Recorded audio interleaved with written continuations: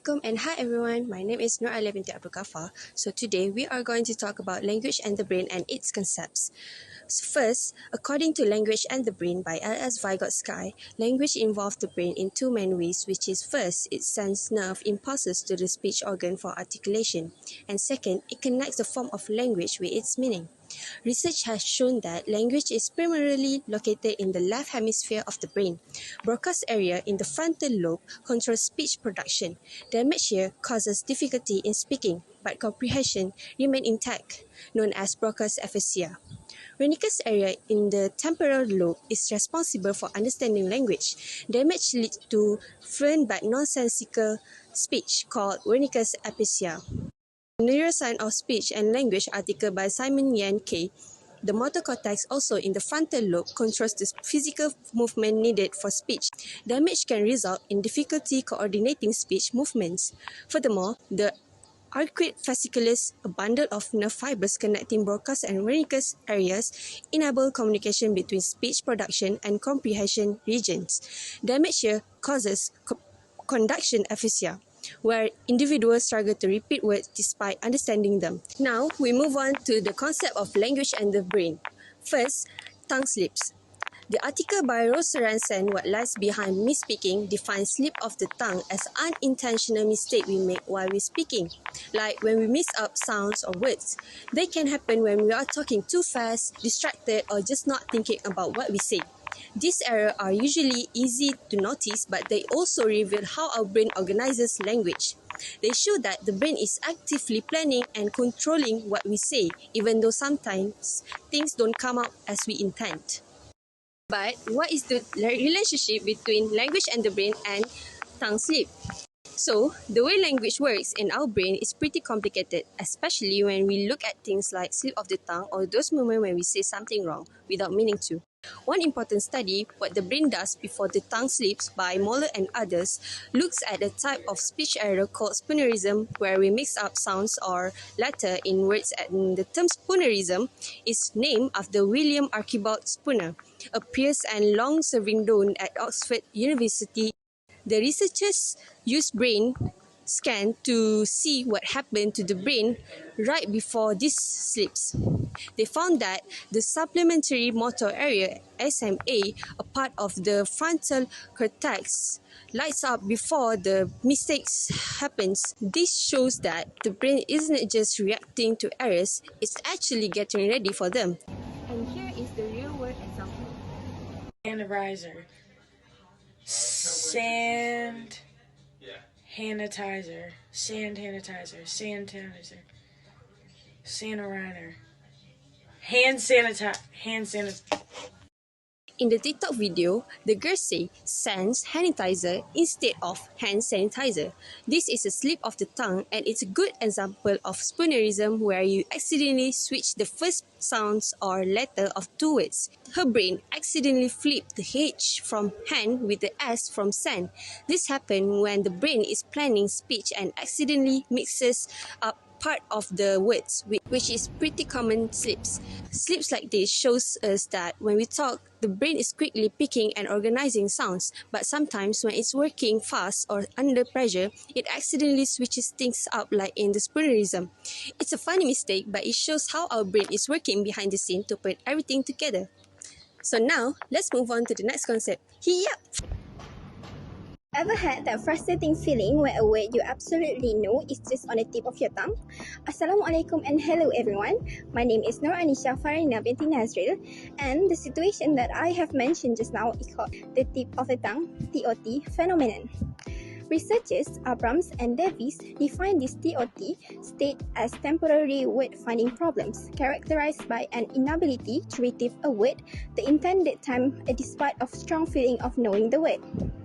A classic study by Roger Brown and David McNeil explored this by giving people definition of uncommon English words and asked them to remember them.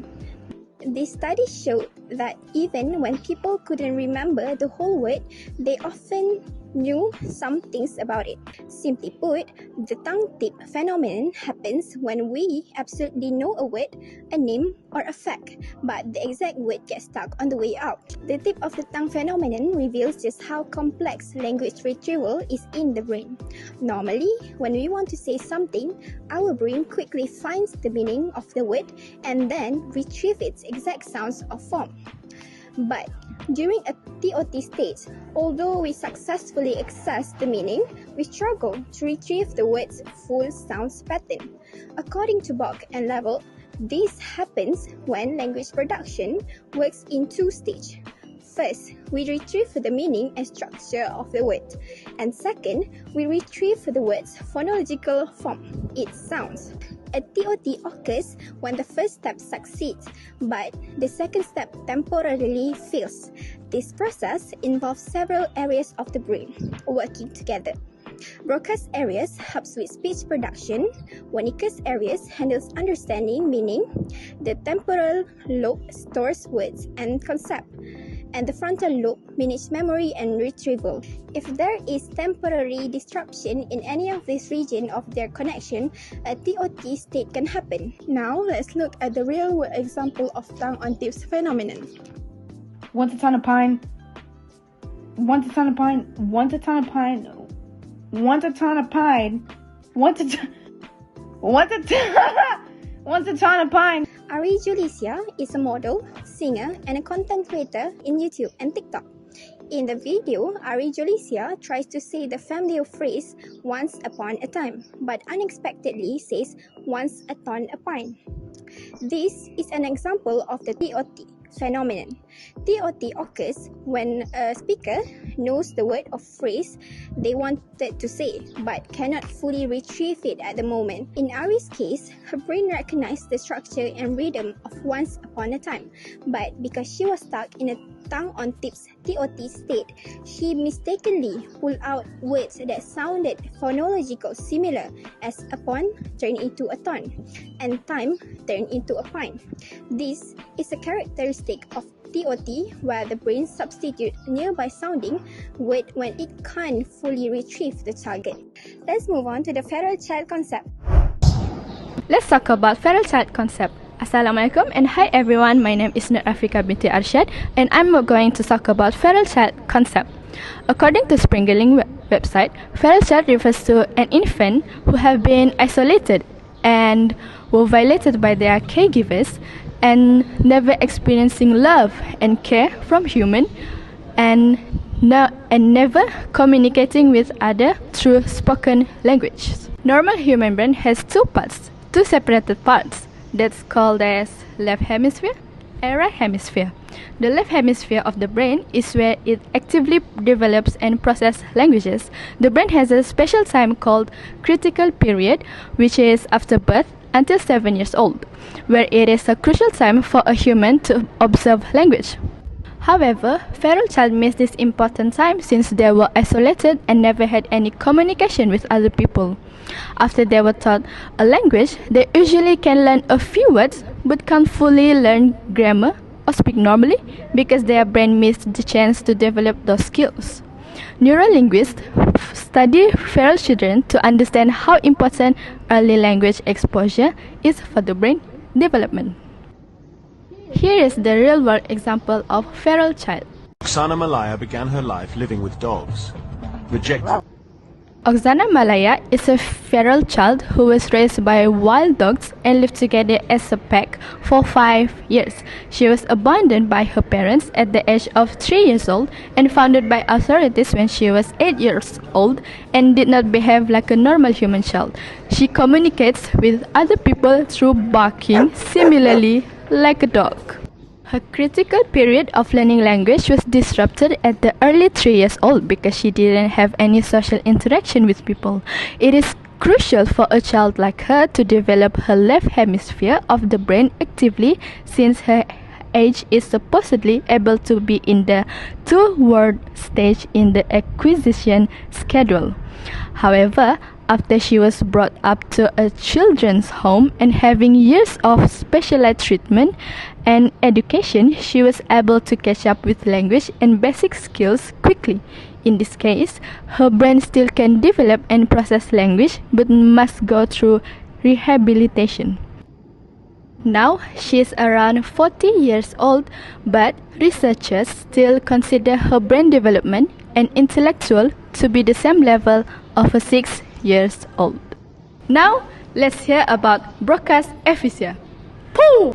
Hi and Assalamualaikum. My name is Nurani Husna binti Muhammad Aziz and I will explain the broadcast aphasia concept. According to clinical key for nursing, broadcast aphasia, the speech pattern is non-fluent. On bedside examination, the patient speaks hesitantly, often producing the principal meaning containing nouns and verbs, but omitting small grammatical words and morphemes. This pattern is called agrammatism or telegraphic speech. So, the relation between broadcast area with the theme is the brain has specialized areas such as broadcast area that physically control how we produce and organize language. Different parts of the brain handle different aspects of language. As for broadcast area, it handles the speech production and grammar, and the damage to specific spot lead to a specific language problem. According to resting state fMRI analysis in Sign Direct, broadcast aphasia is a common type of aphasia, accounting for 23.26% of post-stroke aphasia and is characterized by difficulty, halting and non-fluent speech with impaired melodies, shortened phrase lengths and decreased word per minute. This impacts patient communication, often causing productivity loss, job loss and social isolation. The real-world example of broadcast aphasia is Sarah Scott. She is now 41 years old, suffered from a devastating stroke 24 years ago at age 18 years old, just before starting university. She collapsed during an English literature class, initially attributing her symptom to fatigue. Prompt recognition by classmates led to urgent medical attention, revealing a stroke caused by a patient Farman Ovid, PFO. The event left her with broadcast aphasia and severe impairments, including loss of speech, mobility and basic function. So, here is the first clip that shows the symptom of broadcast aphasia that she struggled to produce speech fluently. School and English class. Okay. And I book and I read it aloud. But I can't because stroke. And so In this clip, she speaks hesitantly as the word that shows the slow but effortful speech in every sentence.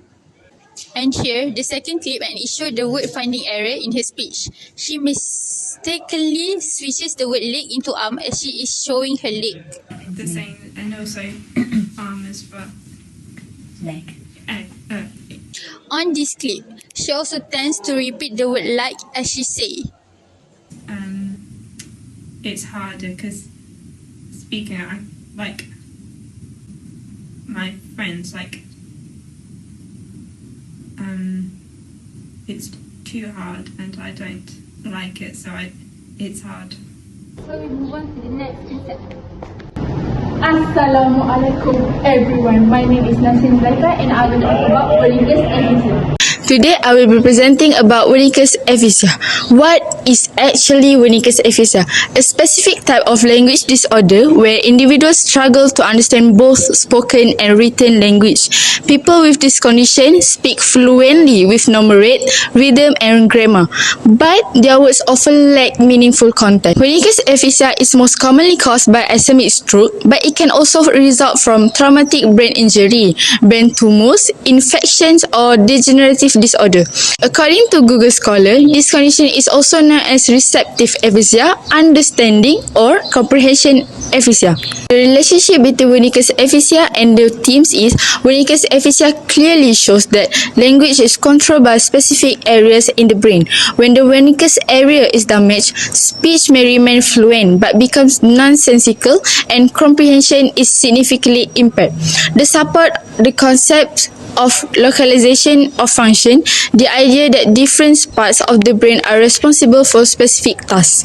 Language, therefore, depends on particular brain structures, and damage to these areas can cause distinct and predictable change in how a person communicates. Although it makes communication difficult, this condition reminds us that brain injuries, once they occur, are often unavoidable.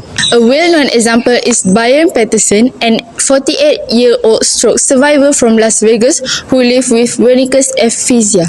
After suffering a stroke in 2010, Byron was left with fluent but impaired speech, often described by his wife Donna as word salad. Before his stroke, Byron graduated from MIT and earned an MBA from Northwestern University. He and Donna worked as system analysts, but the stroke changed their life dramatically.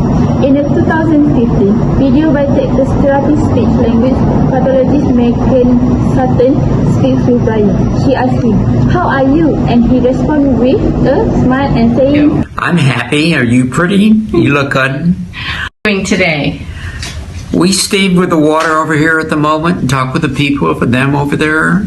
Although he speaks fluently, the meaning is unclear. When Sutton says, All right, thank you very much. Thank you very much. I appreciate it, and I hope the world lasts for you. that she is grateful that video helps raise awareness about aphasia and the challenge faced by stroke survivors. "Thank you, and that's all from me. Now let's hear about the last concept of the film." Hey there, I'm Farhana, and today I'm gonna talk about bilingualism. But first, we need to know the theme. What is it? Regional variation. Regional variation refers to the differences in language use across different geographical areas.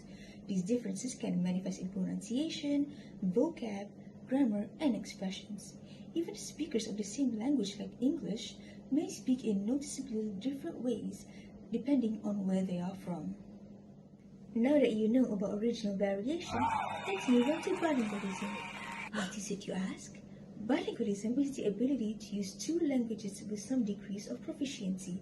According to Francois Grosjean, a well-known researcher in the field, bilingualism is the regular use of two or more languages or dialects in everyday life. What's the relationship between the two then? Regional variation affects how people speak, even in the same language, leading to different accents, vocab, and grammar. Bilinguals also speak differently depending on their region. For example, a Spanish-English speaker in Texas may sound different from one in New York due to local language influences and how often the languages are mixed. And here we have an example of bilingualism in early childhood. This is Rina with a TikTok account Duran Kimchi. She's raised in a household that speaks both Malay and Korean. In the video, Rina asked her mother a question, to which she answered in Malay. Then Rina asked her mother to repeat the answer again, but in Korean. This shows that Rina understood both languages and even knew which one she wanted to hear in that particular situation. Later in the video, Rina said in Korean that she did not want the camera, but when her mother asked why, Rina replied in Malay instead. This switching between languages is called code switching, and it's really common among bilinguals. Research has shown that children exposed to more than one language from an early age tend to develop stronger neural connections. In Rina's case, the ability to shift languages so smoothly depending on her intent or comfort reflects not only her language proficiency, but also a more efficient cognitive system. So while it may look like she's just chatting playfully, her brain is actually doing something quite sophisticated, managing grammar, vocab, tone, and even social cues across two languages in real time. Quite impressive for a child, no?